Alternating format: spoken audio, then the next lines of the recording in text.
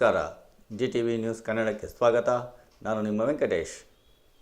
ಮಾಗಡಿ ಪಟ್ಟಣದ ಆಲ್ಫಲಾ ಕಾಲೇಜು ಸಭಾಂಗಣದಲ್ಲಿ ತಾಲೂಕು ಕಾನೂನು ಸೇವೆಗಳ ಸಮಿತಿ ಮಾಗಡಿ, ವಕೀಲರ ಸಂಘ ಮಾಗಡಿ, ತಾಲೂಕು ಆರೋಗ್ಯಾಧಿಕಾರಿಗಳ ಕಚೇರಿ ಮಾಗಡಿ ಹಾಗೂ ಆಲ್ಫಲಾ ಕಾಲೇಜು ಇವರ ಸಂಯುಕ್ತ ಆಶ್ರಯದಲ್ಲಿ ವಿಶ್ವ ಏಡ್ಸ್ ದಿನ ಕುರಿತು ಕಾನೂನು ಅರಿವು ನೆರವು ಕಾರ್ಯಕ್ರಮವನ್ನು ಆಯೋಜಿಸಲಾಗಿತ್ತು. ಈ ಕಾರ್ಯಕ್ರಮವನ್ನು ಅಪರ ಹಿರಿಯ ಸಿವಿಲ್ ನ್ಯಾಯಾಧೀಶರಾದ ಶಿವಕುಮಾರ್, THO ಚಂದ್ರಶೇಖರ್, ಆಲ್ಫಲಾ ಕಾಲೇಜಿನ ಪ್ರಾಂಶುಪಾಲರಾದ ಕೃಷ್ಣಮೂರ್ತಿ, ತಾಲೂಕು ವಕೀಲರ ಸಂಘದ ಜಂಟಿ ಕಾರ್ಯದರ್ಶಿ ಸಹನಾ ಪಂಡಿತ್, ಆರೋಗ್ಯ ಇಲಾಖೆಯ ರಂಗನಾಥ್, ವರುಣ್, ತುಕಾರಾಮ್, ರಾಜೇಂದ್ರ ಹಾಗೂ ವಿದ್ಯಾರ್ಥಿನಿಯರುಗಳು ದೀಪ ಬೆಳಗಿಸುವುದರ ಮೂಲಕ ಕಾರ್ಯಕ್ರಮಕ್ಕೆ ಚಾಲನೆ ನೀಡಿದರು.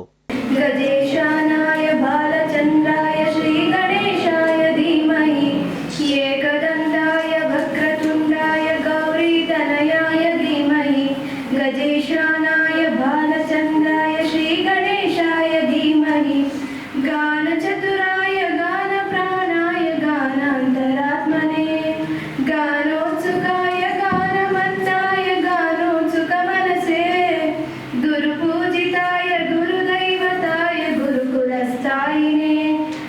ಹಚ್ಚೇವು ಕನ್ನಡದ ದೀಪ, ಹಚ್ಚೇವು ಕನ್ನಡದ ದೀಪ, ಕರುನಾಡ ದೀಪ, ಸಿರಿನುಡಿಯ ದೀಪ, ಒಲವೆತ್ತಿ ತೋರುವ ದೀಪ. ಹಚ್ಚೇವು ಕನ್ನಡದ ದೀಪ, ಹಚ್ಚೇವು ಕನ್ನಡದ ದೀಪ. ಬಹುದಿನಗಳಿಂದ ಮೈಮರೆವೆಯಿಂದ ಕೂಡಿರುವ ಕೊಳೆಯ ಕೊಚ್ಚೇವು. ಎಲ್ಲೆಲ್ಲಿ ಕನ್ನಡದ ಕಂಪು ಸೂಸಲು ಅಲ್ಲಲ್ಲಿ ಕರಣ ಚಾಚೇವು. ನಡುನಾಡೆ ಇರಲಿ ಗಡಿನಾಡೆ ಇರಲಿ ಕನ್ನಡದ ಕಳೆಯ ಕೆಚ್ಚೇವು. ನಡುನಾಡೆ ಇರಲಿ ಗಡಿನಾಡೆ ಇರಲಿ ಕನ್ನಡದ ಕಳೆಯ ಕೆಚ್ಚೇವು. ಮರೆದೇವು ಮರವ ತೆರೆದೇವು ಮನವ ಎರೆದೇವು ಒಲವ ಹಿರಿನೆನಪ. ನರ ನರವನೆಲ್ಲ ಉರಿಗೊಳಿಸಿ ಹೊಸೆದು ಹಚ್ಚೇವು ಕನ್ನಡದ ದೀಪ. ಅಮೆರಿಕ ದೇಶದಲ್ಲಿ ಈ ಒಂದು HIV ಪಾಸಿಟಿವ್ ವೈರಸ್ ಕಾಣಿಸ್ಕೊತು. ಅದೇ ವರ್ಷ ನಮ್ಮ ಭಾರತದಲ್ಲಿ ಚೆನ್ನೈನಲ್ಲಿ ಈ ಒಂದು HIV ಪಾಸಿಟಿವ್ ವೈರಸ್ ಕಾಣಿಸ್ಕೊತು. ಇದು ಒಂದು ವೈರಸ್ ಫಸ್ಟ್ ಏನು ಸ್ಟಾರ್ಟ್ ಕಾಣಿಸ್ಕೊತು, ಪ್ರಬಲವಾಗಿ ಬೆಳೀತು. 2006-2007 ತಕ್ಕೂ ಪೀಕ್ ಕೊಂಡೈತಿದ್ದು. ಏಕೆಂದರೆ ಇದೊಂದು ಸಾಂಕ್ರಾಮಿಕ ರೋಗ ಆಗಿರ್ತದೆ. ಸಾಂಕ್ರಾಮಿಕ ಮುಖ್ಯವಾಗಿ 4 ಹಂತದಲ್ಲಿ ಮಾತ್ರ ಇದು ರೋಗ ಆಡ್ತದೆ. ಮೊದಲನೇದಾಗಿ ಅಸುರಕ್ಷಿತ ಲೈಂಗಿಕ ಸಂಪರ್ಕ, ರಕ್ತದಾನ ಮಾಡುವ ಮುಖಾಂತರ, ಸಂಸ್ಕರಿಸಿದ ಸೂಜಿ ಸಿರಂಜಿಗಳನ್ನು ಬಳಸೋದ್ರಿಂದ ಮತ್ತು ತಾಯಿ ಗರ್ಭಿಣಿಯಾದಾಗ ಮಗುವಿಗೆ ಬರೋ ಚಾನ್ಸಸ್ ಮಾತ್ರ ಇದೆ. ಈ 4 ರೂಟ್ಗಳು ಮಾತ್ರ ಬರೋ ಸಾಧ್ಯ. ಇದು ಸುಮಾರಾಗಿ ಎಪಿಡೆಮಿಕ್ ಆಗಿ ಅನೇಕ ಜನರು ಈ ಒಂದು ರೋಗಕ್ಕೆ ತುತ್ತಾದರು. ಅದರಂತೆ ಈ ಒಂದು ಕ್ರಮೇಣವಾಗಿ ಇದನ್ನು 1989ರಲ್ಲಿ ವಿಶ್ವಸಂಸ್ಥೆ ಒಂದು ಸಮಿತಿಯನ್ನು ರಚನೆ ಮಾಡಿ ಈ ಒಂದು ವೇಗವಾಗಿ ಬೆಳೆದಿರುವಂಥ ಈ ವಿಶ್ವ ಏಡ್ಸ್ ಕಾಯ್ದೆ HIV ಪಾಸಿಟಿವ್ಗೆ ಅಂಕುಶ ಹಾಕಬೇಕು ಅಂತ ಒಂದು ಮೀಟಿಂಗ್ ಮಾಡಿ ಡಿಸೆಂಬರ್ 1ನೇ ತಾರೀಕು ಈ ಒಂದು ದಿನಾಚರಣೆಯನ್ನು ಆಚರಣೆ ತಂತು. ಅಲ್ಲಿಂದ ಈ ಒಂದು ಕಾರ್ಯಕ್ರಮವನ್ನು ರೋಗನ ನಿಯಂತ್ರಿಸಬೇಕು, ನಿರ್ಮೂಲನೆ ಮಾಡಬೇಕು, ಮತ್ತು ಏನು ರೋಗಿಗಳು ಆಗಲೇ ಪಾಸಿಟಿವ್ ಆಗಿ ಬಂದಿದ್ದಾರೆ ಅವ್ರನ್ನ ಆರೈಕೆ ಬಗ್ಗೆ ಈ ಒಂದು ಕಾರ್ಯಕ್ರಮದ ಮುಖ್ಯ ಉದ್ದೇಶ ಆಗಿರ್ತದೆ. ಮಗುನು HIV ಬಳಲಬಾರ್ದು ಮಗು, ಆ ಥರ ಒಂದು ಕಾರ್ಯಕ್ರಮವನ್ನು ನಾವು ಮಾಡ್ತಾ ಇದ್ದೀವಿ. ಮತ್ತು ಸಂಸ್ಕರಿಸಿದ ಸೂಜಿ ಸಿರಂಜಿಗಳು ಇವಾಗೆಲ್ಲ ಏನಪ್ಪ ಅಂದರೆ ಒಬ್ರಿಗೆ ಒಂದೇ ಸೂಜಿ ಹಾಕಬೇಕು.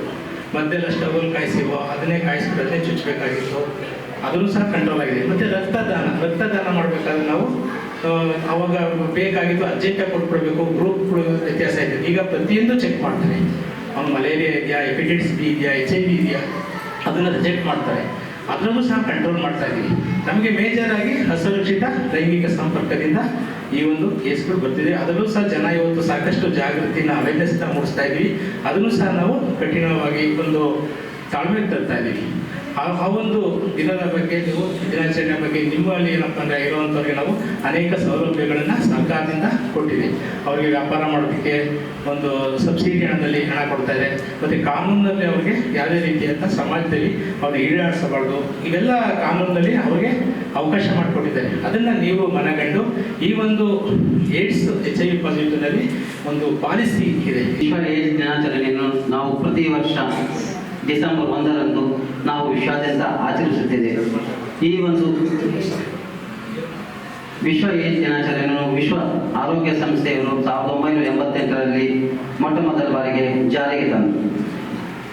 ಈ ಏಡ್ಸ್ ಅನ್ನೋದು ಒಂದು ಮಹಾಮಾರಿ ಇದ್ದಂಗೆ. ಇದಕ್ಕೆ ಒಂದು ಬಾರಿ ತುತ್ತಾದರೆ ಅದಕ್ಕೆ ಪರಿಹಾರನೇ ಇಲ್ಲ, ಸಾವೇ ಒಂದೇ ಗತಿ. ಆದರೆ ಅವರನ್ನು ನಾವು ಏಡ್ಸ್ ವ್ಯಕ್ತಿಗಳನ್ನು, ಸೋಂಕಿತ ವ್ಯಕ್ತಿಗಳನ್ನು ನಾವು ಪ್ರೀತಿ ವಾತ್ಸಲ್ಯದಿಂದ ಮತ್ತು ಅವರಿಗೆ ಉತ್ತಮ ಚಿಕಿತ್ಸೆಯನ್ನು ನೀಡಿದರೆ ಅವರು ಸ್ವಲ್ಪ ದಿನಗಳ ಕಾಲ ನೆಮ್ಮದಿಯಾಗಿ ಬಾಳಬಹುದು. ಏಡ್ಸ್ ಅಂದರೆ, ಏಡ್ಸ್ ಎಂಬುದು ಅಕ್ವೈರ್ಡ್ ಇಮ್ಯುನೋ ಡೆಫಿಷಿಯನ್ಸಿ ಸಿಂಡ್ರೋಮ್ ಅಂತ. ಇದು HIV ವೈರಸ್ನಿಂದ ಬರ್ತದೆ. ಈ ಒಂದು ಏಡ್ಸ್ ದಿನಾಚರಣೆಯ ವಿಶ್ವ ಏಡ್ಸ್ ದಿನಾಚರಣೆಯ ಉದ್ದೇಶ ಏನಂದ್ರೆ, ಏಡ್ಸ್ ಸೋಂಕಿತ ವ್ಯಕ್ತಿಗಳು ಅವರಿಗೆ ಒಂದು ಮಾನಸಿಕ ಸ್ಥೈರ್ಯ ತುಂಬುವುದು ಮತ್ತು ಏಡ್ಸ್ ಕಾಯಿಲೆಯಿಂದ ಸತ್ತವರ ಸ್ಮರಣಾರ್ಥಕವಾಗಿ ನಾವು ವಿಶ್ವಾದ್ಯಂತ ಈ ಏಡ್ಸ್ ದಿನಾಚರಣೆಯನ್ನು ಆಚರಿಸುತ್ತಿದ್ದೇವೆ.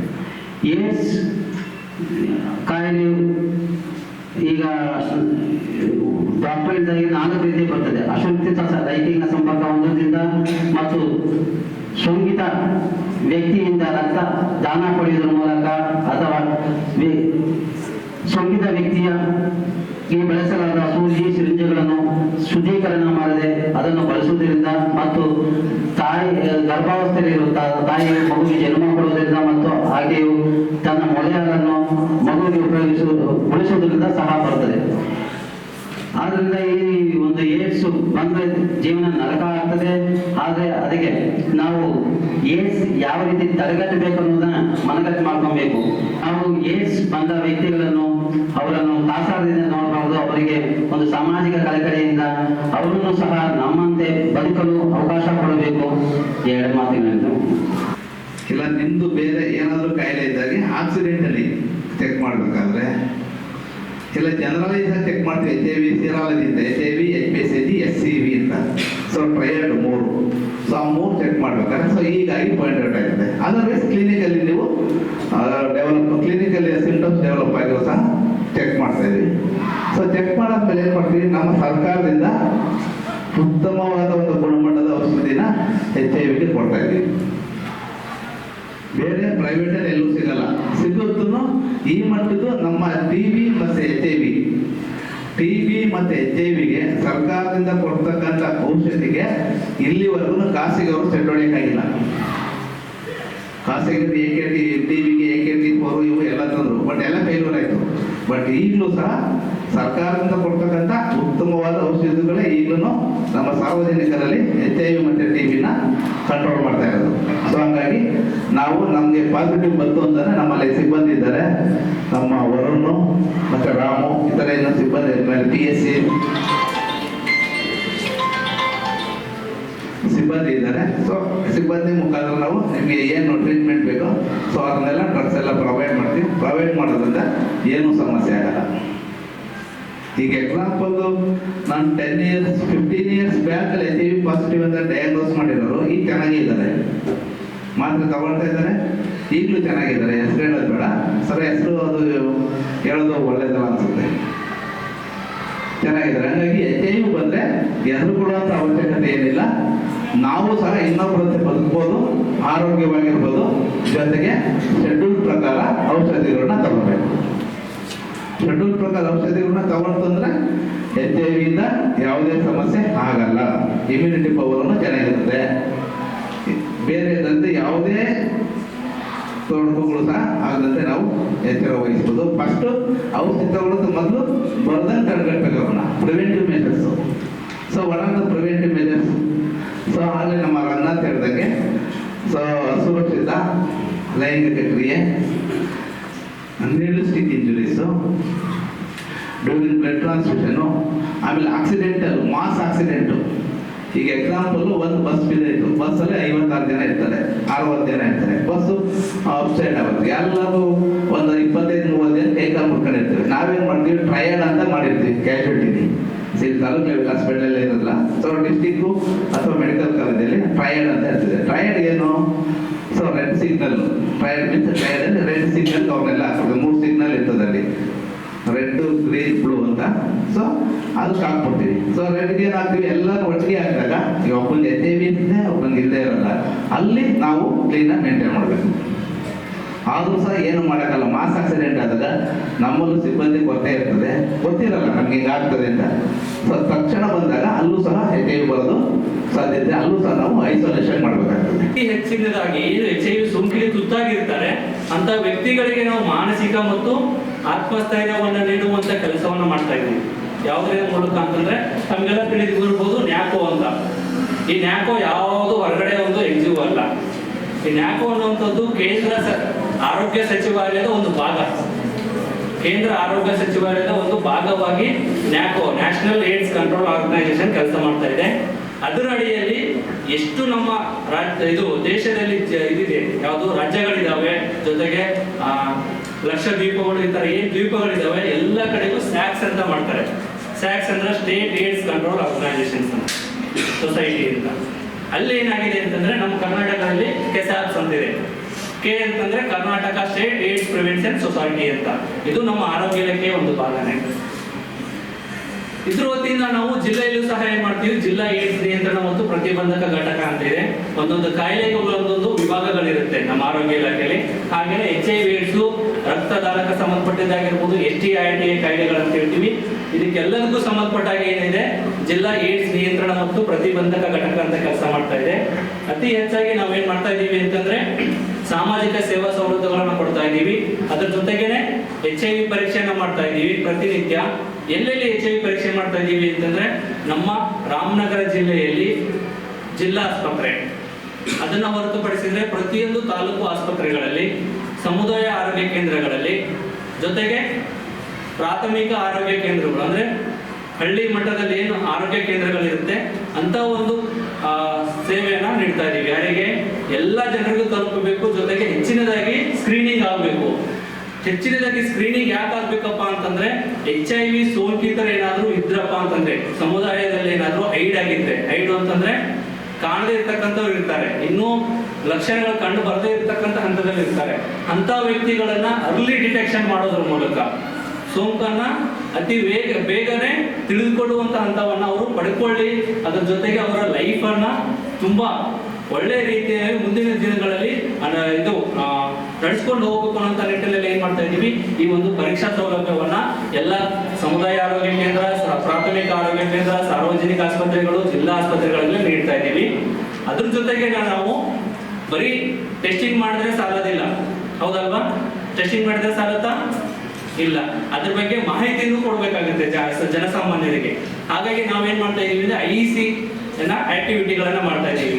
ಯಾವ ರೀತಿಯಾಗಿ IC ಆಕ್ಟಿವಿಟಿಗಳು ಅಂತಂದ್ರೆ ಪ್ರತಿಯೊಂದು ಡಿಪಾರ್ಟ್ಮೆಂಟ್ಗಳು, ಪ್ರತಿಯೊಂದು ಶಾಲಾ ಕಾಲೇಜುಗಳಾಗಿರ್ಬೋದು, ಪ್ರತಿಯೊಂದು NGOಗಳಾಗಿರ್ಬೋದು, ಪ್ರತಿಯೊಂದು ಸಂಘ ಸಂಸ್ಥೆಗಳಿಗಾಗಿರ್ಬೋದು ಹೋಗಿ ನಾವು HIV ಏಡ್ಸ್ ಬಗ್ಗೆ ಮಾಹಿತಿಯನ್ನು ನೀಡುವಂತದ್ದಾಗಿರ್ಬೋದು, ಅದರಿಂದ ಹೇಗೆ ಮುಂಜಾಗ್ರತೆಯನ್ನು ವಹಿಸ್ಕೊಳ್ಬೇಕು ಅನ್ನುವಂಥ ನಿಟ್ಟಿನಲ್ಲಿ ನಮ್ಮ ಜಿಲ್ಲೆಯಲ್ಲಿ ಕೆಲಸ ಮಾಡ್ತಾ ಇದ್ದೀವಿ. ಪ್ರತಿಯೊಂದು ತಾಲೂಕು ಆಸ್ಪತ್ರೆಗಳು ನಮ್ಮ ಹಾಗೇನೆ ಆಪ್ತ ಸಮಾಲೋಚಕರು ಅಂತ ಇರ್ತಾರೆ, ಮೆಡಿಕಲ್ ಸೈಕಿಯಾಟ್ರಿಕ್ ಅನ್ನ ಓದ್ಕೊಂಡ್ ಬಂದಿರ್ತಾರೆ, ಮಾಸ್ಟರ್ ಆಫ್ ಸೋಷಿಯಲ್ ವರ್ಕ್ ಅನ್ನ.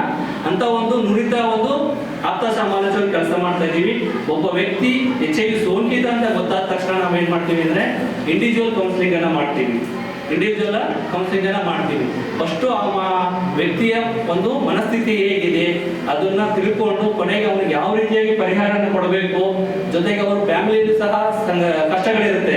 ಏನ್ ಕಷ್ಟಗಳು ಅಂತಂದ್ರೆ ಒಂದು ಹೆಲ್ತ್ ಪ್ರಾಬ್ಲಮ್ಸ್ ಇರುತ್ತೆ. ಅದರಲ್ಲಿ ಪ್ರಮುಖವಾಗಿ ಏನಪ್ಪಾ ಅಂತಂದ್ರೆ ಒಬ್ರು ಪಾಸಿಟಿವ್ ಅಂತಿರ್ತಾರೆ, ಒಬ್ರು ಪಾಸಿಟಿವ್ ಅಂತಂದ್ರೆ ಗಂಡ ಪಾಸಿಟಿವ್ ಇರ್ತಾರೆ, ಹೆಂಡತಿ ನೆಗೆಟಿವ್ ಇರ್ತಾರೆ, ಹೆಂಡತಿ ಪಾಸಿಟಿವ್ ಇರ್ತಾರೆ, ಗಂಡ ನೆಗೆಟಿವ್ ಇರ್ತಾರೆ.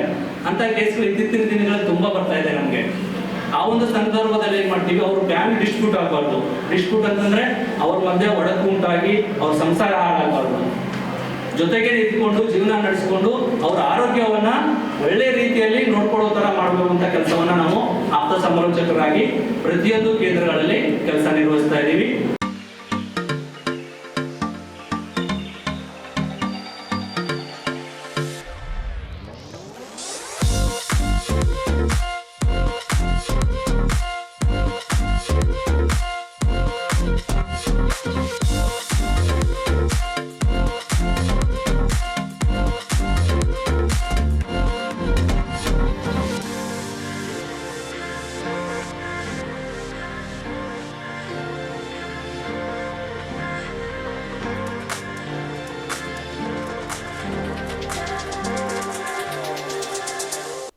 ಇದು ಇವತ್ತಿನ ಮಾಗಡಿಯ ಸುದ್ದಿ ಸಮಾಚಾರ. ನಿರಂತರ ಸುದ್ದಿ ಸಮಾಚಾರಕ್ಕೆ ವೀಕ್ಷಿಸಿ ನಿಮ್ಮ GTV ನ್ಯೂಸ್ ಕನ್ನಡವನ್ನು. ವಂದನೆಗಳು.